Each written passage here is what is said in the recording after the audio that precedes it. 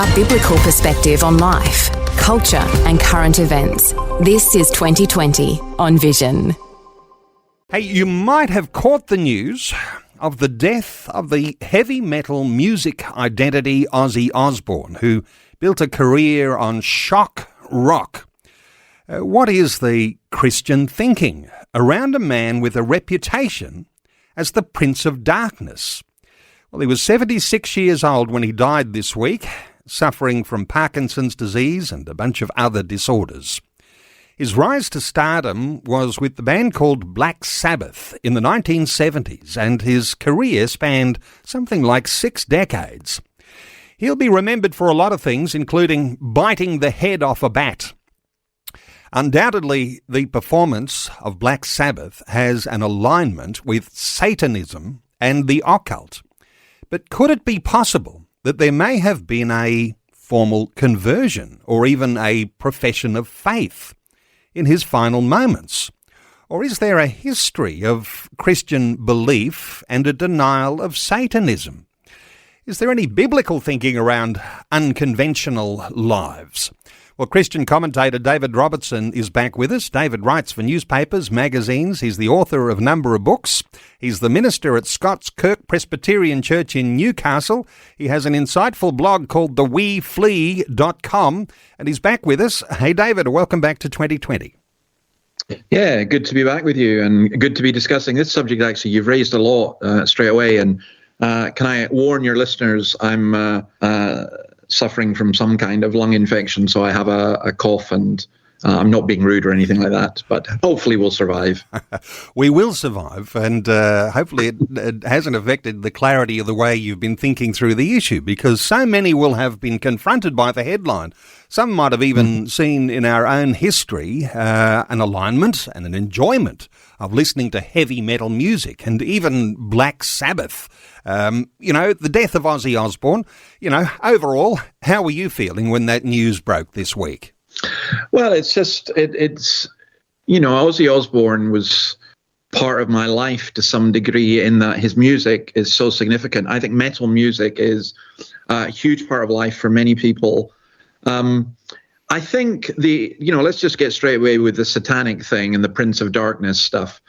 To me, from all I could see, that was just a show gimmick. It wasn't like a couple of members of Led Zeppelin who are really into Aleister Crowther, the kind of Satanist. I think it was just an image that they played on, and even calling themselves Black Sabbath. But if you listen to the lyrics of their songs, there's nothing particularly satanic in there. So I don't go down the Satanism route. What I'm more concerned with, I think his lifestyle was horrendous. Some of the listeners will know him because of a show, kind of reality TV show, The Osbournes, and his wife Sharon became almost just as famous. Those of maybe my gender and age and background will think much more of the music. And maybe just one other thing to say, just in terms of, deathbed conversions. Look, we don't have a clue what happened to Ozzy Osbourne. He showed very little interest, as far as we know, publicly in Christianity. However, there are stories circulating about somebody giving him a Bible and him being very grateful for it. And, who knows how God works in somebody's life. I don't think that you could ever put anyone beyond redemption. But just as I don't buy into the Satanism stuff, neither do I buy into he became a Christian at the last minute. We don't know. We leave that to God. The American evangelist, Dylan Novak, he's the one reported to have visited Ozzy Osbourne 2 weeks before his death and sharing the gospel with him during his visit. And he's the one apparently and reportedly placing a Bible in Ozzy's hands and sharing the message of Jesus Christ. And what Novak says, the Holy Spirit was drawing him, implying a spiritual openness in Ozzy's final days. and Ozzy reportedly keeping the Bible by his bedside and showing it to visitors, saying, "This is the Bible that has my name on it." Now, it's interesting, isn't it, that with a history like his, that he might actually be drawing an alignment with Christian faith. And it's not the first time. There's also some history, too, of his alignments with Christianity many, many, many years ago. Any thoughts here? Because, this idea of deathbed conversions and things like that, I guess we, as you say, leave it in God's hands, but the rest of the world is left with an impression of Satanism and the occult and glorifying in those things. Any thoughts here, David? Yeah, well, look, before he died, he did quite an amazing thing. I think just 2 weeks ago, he did a concert in Birmingham, because he's from Birmingham. He was so ill, but he sat on a chair and he still managed to sing, and they played through all their great hits, like Iron Man and Paranoid and so on. But that concert raised 190 million for Parkinson's. And he came off his meds so that he could have clarity in being able to do it. That doesn't really sound like Satanism and stuff to me. It doesn't mean he was a Christian, of course not. But it just means that we need to be very, very careful about judging people. My view would be that throughout his life, he would undoubtedly have come across Christianity, unbiblical Christianity, and there would have been people who would have spoken to him, and he would have read things. We cannot just go by the public impression and everything else. And with someone like Ozzy, what I tend to do is celebrate the good in terms of, and I do think, it may not be everyone's cup of tea, but I do think that there is, there's an enormous amount to be thankful for. I also think that culturally, we need to realize that his death is quite a significant cultural event, because, heavy metal is extremely popular. I think a lot of people don't realize how popular it is.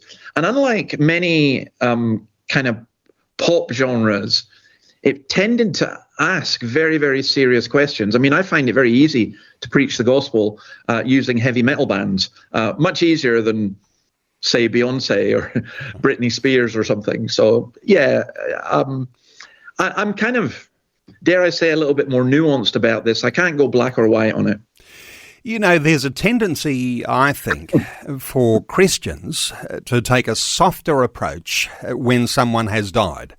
I'll often say we don't know what's happened to that loved one because they're in the arms of a loving God. And so you always take a softer approach once they've died. When people are still alive and they're using satanic symbols in a concert presentation, or they make money on the reputation of being the Prince of Darkness, I think we're going to be hard on that. But now we're talking about the possibility of where there was any religious Christian faith in his past. And do you think there is that room for graciousness as a Christian when you think of individuals, even though there might be a whole career of promoting Satan? Well, I don't think Osbourne had a whole career promoting Satan. I honestly think the gimmick thing, and like everyone knows him as the guy who bit the head off a bat, so the RSPCA aren't very keen on him. The point is, look, he was off his head on drugs when he did that, and he apparently thought it was something else. His life. I wouldn't be softer on him in death than in life, because in life I would say he had in many ways a horrendous life. He was thrown out of Black Sabbath, and that's something, because of his drug addiction. He treated women like dirt, many anyway. And there's so many aspects of his life that you would just look at, and they were absolutely horrendous. And yet there are other things involved in there that are just different. It's really complex. There'll be people who'll be listening to this show, and outwardly they may have a very respectable life, but They could be committing adultery, they could be violent at home, they could themselves have their own addictions. Osbourne was just in a position where, as a working class lad, he had tens of millions, even hundreds of millions. I think he left around 200 million, probably around $400 million Australian dollars in his estate. So he had all that temptation, and he took it. And to me, when people go, oh, well, he'll be playing the guitar in heaven. No, he won't if he didn't repent. And I hope he did repent. But I don't know. We don't know. So what I tend to do is I look and I say, yeah, this is the death of a significant character in the contemporary world. It's a death that's to be mourned. It's a lifestyle that, to be honest, is to be mourned for much of it. But yet also there were good things within it. And I like to see all of that. When celebrities die, I guess it creates an opportunity for commentators to talk about the things that we're talking about today. We might not have ventured to talk about this unless he had died this week, but celebrities are in the spotlight. They have reputation, and their reputation is built on things that they've contributed to growing. So there are things that perhaps we ought to be mindful of, even looking to learn from. I mean, he suffered dyslexia as a child and throughout his whole life, and that being an outsider became something of the cornerstone for his musical identity. There's an argument there, isn't there, for those kids that you've got in your youth group that look like they're outsiders. Don't neglect them, because they can be set on a trajectory going one way where we ought to set them on a trajectory going another. There's a lot of things you can learn from reflecting on a life like this, aren't there? Yeah, I think there is. I mean, so on the one end, you're right, when he was a child and the dyslexia, and I think that's part of it. But I'll tell you, who knows? Did Ozzy Osbourne go to Sunday school? Did he ever go to a church youth group in Birmingham? Who knows? And if he did, you just think when you're teaching your kids, you may be teaching someone who's going to be like that in the future. But at the end of his life, he had Parkinson's disease, and Parkinson's disease is a horrible disease, and you think about how we care for people and how we look after people. I think for me, what I want to remember in all of this is that Ozzy Osbourne's a human being made in the image of God. He crafted his own image, or maybe marketeers crafted the image for him as well. I think I prefer to look at the image of God, and I prefer to mourn over the sadness of his life in many ways. But also, I do hope and pray. I mean, I sometimes find that these guys are much more open to the gospel than other people who kind of think or pretend to be that they're better than other people, or they're more good, if you can put it that way. So yeah, there's a lot of lessons to be learned. I think we need to be extremely careful, though, of jumping on the, oh yeah, he became a Christian type stuff. Or, I mean, I've seen one thread on Facebook with a well-known Australian Christian commentator where people were condemning him for mourning Ozzy Osbourne. And I just thought that was a bit harsh that they condemned him for that, because Osbourne's music was part of his life. That doesn't mean to say you approve his lifestyle. I mean, I find his lifestyle utterly disgusting, and in many ways, I think that he was, he lived as a horrible person. And yet, there were also many positives in his life. For example, here's one that was really surprising. He refused to not go and play in Israel. So, I mean, even some of the comments on Twitter about his death are from people who are so obsessed with Israel and Gaza that they're saying, well, good job he died because, he was a Zionist. Well, he wasn't a Zionist. He just refused. He said he would go and play in Israel, and he was glad to do so. It's just interesting. There's so many facets in people's lives. Let's talk theatrics for a few moments, because there might be some alignment with another theatrical rock star in Alice Cooper.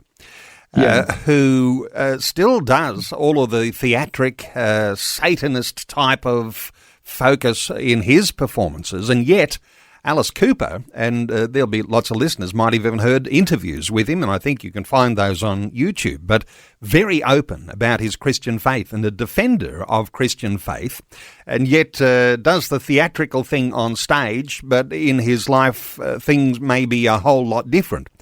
Something similar there. I think, and from the research I did, and I'll get your thoughts on it, but Ozzy actually continually denied being a Satanist. In fact, he emphatically, this is as the reports go, identified as a Christian, repeatedly rejecting association with devil worship. He's quoted as saying, "I believe in God absolutely." He stated plainly, "I'm not a Satanist, never have been." His spirituality not dogmatic or institutional, but deeply personal and experiential. He sees evidence of a divine force in his own survival. Now, interesting for people who might see themselves as unconventional Christians. Is there such a thing as an unconventional Christian?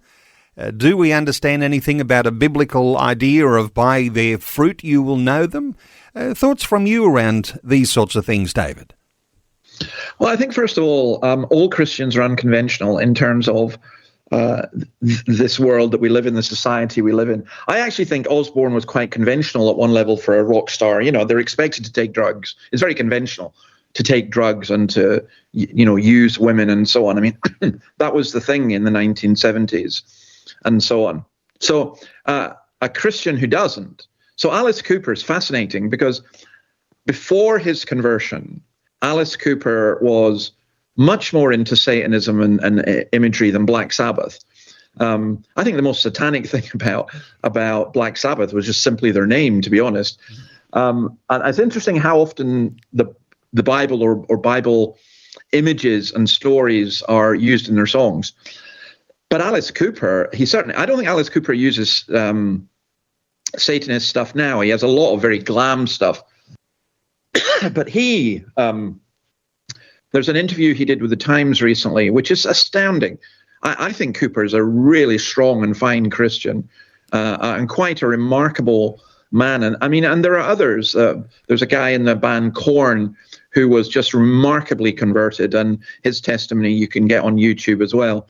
And I think there's quite a lot within that, because what these guys are doing, and it usually is guys, is they're asking really, really deep questions, and sometimes they're making horrendous statements. But in one sense, they're not far from the truth. So for me, Cooper especially is a great example of what the Lord can do in someone's life who's messed up, who's all over the place. And it's interesting that Cooper still continues to play, and yet is so open about his faith. He does Bible studies with people. He's quite a remarkable character. Osbourne certainly wasn't at that level, but I do wonder. The thought crosses my mind that Cooper and Osbourne would certainly have met, and whatever they discussed, who knows? Yeah. Hey, when we think of, if you write a book and there's something there in a hard copy, and people can refer to that and say, well, that's what David Robertson said, for a musician, and lyrics that they may have written or may have sung may have some indicator, and maybe we're just looking for, like a needle in a haystack here and finding things that are loose. But there is one song, After Forever, from the 1971 album Master of Reality, that some quote. They say the lyrics were penned by the bassist, Geezer Butler. Ozzy sang them with conviction. But here's some of the lyrics in that song, and if we might get your thoughts on meaning here. Have you ever thought about your soul? Can it be saved? Or perhaps you think that when you're dead, you just stay in your grave. Is God just a thought within your head, or is he part of you? Is Christ just a name that you read in a book when you were at school? Meaningfulness, a search for meaning, and my suspicion is that when you've got any sort of musician who's really out on the edge, the sorts of lyrics they may sing with conviction may actually be identifying with the crowd that they're reaching because they're talking about meaningful things. Anyway, thoughts from you, Dave? Yeah, well, that song in particular is quite astounding. Now, I don't see how you can get Satanism out of this. I mean, you cited some of it, but let me just cite another couple of bits. Could it be you're afraid of what your friends might say if they knew you believe in God above? They should realize before they criticize that God is the only way to love. Is your mind so small that when you have to fall in with the pack wherever they run, will you still sneer when death is near and say they may as well worship the Son? I think it was true. It was people like you that crucified Christ. You know, I mean, that's astonishing. Perhaps you'll think before you say that God is dead and gone, open your eyes, just realize that he's the only one who can save you now from all this sin and hate. Or will you still jeer at all you hear? Yes, I think it's too late. Now, Ozzy sang those words. He didn't write them, but he sang them. Yeah. And I find it really difficult to believe that the bassist wrote that without knowing Christ. I mean, to me, that's, you know, so again, people have to be very, very careful in making judgments, is what I was trying to say at the beginning. I don't make those judgments. But you will find when you go through almost anyone's life that there are numerous points where they've had contact with the gospel. And here's Ozzy Osbourne standing up on stage singing, when you think about death, do you lose your breath or do you keep your cool? You know, well, I've seen the truth, I've seen the light, and I've changed my ways. Those aren't the lyrics of a Satanist. Mm-hmm. Hey, we've run out of time for our conversation, and if I was putting you on the spot here, you know, is Ozzy Osbourne in heaven or is he in hell? What's your thought here, Dave? Oh, I don't know. It's as simple as that. I don't know. I wouldn't pretend to know. He did not make a profession of faith, and if he had made a profession of faith, I wouldn't have known whether it was real or not. I think of the words of Jesus, let the dead bury their dead. I don't know.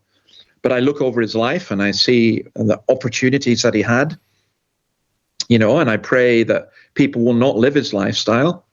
I pray that people will ask the questions he asked, and I pray that they'll come to the answer of the last song that we were talking about, Forever. You know, but I don't know. Well, good thoughts, David, and I know you haven't written an article yet, but I think you've got one on the boil, and no doubt there'll be listeners who might want to read a little more about what you're writing and insights into Ozzy Osbourne, who died this week. David writes articles for newspapers, magazines. He's written a bunch of books, including The Dawkins Letters and Engaging with Atheists. His latest book is called Seek. You can read the things that David writes at theweflee.com. theweflee.com. And David, of course, he is the minister at Scott's Kirk Presbyterian Church in Newcastle in New South Wales. David, great insights. Thanks so much for joining us today on 2020. No, privilege to be with you. Thanks for taking time to listen to this audio on demand from Vision Christian Media. To find out more about us, go to vision.org.au.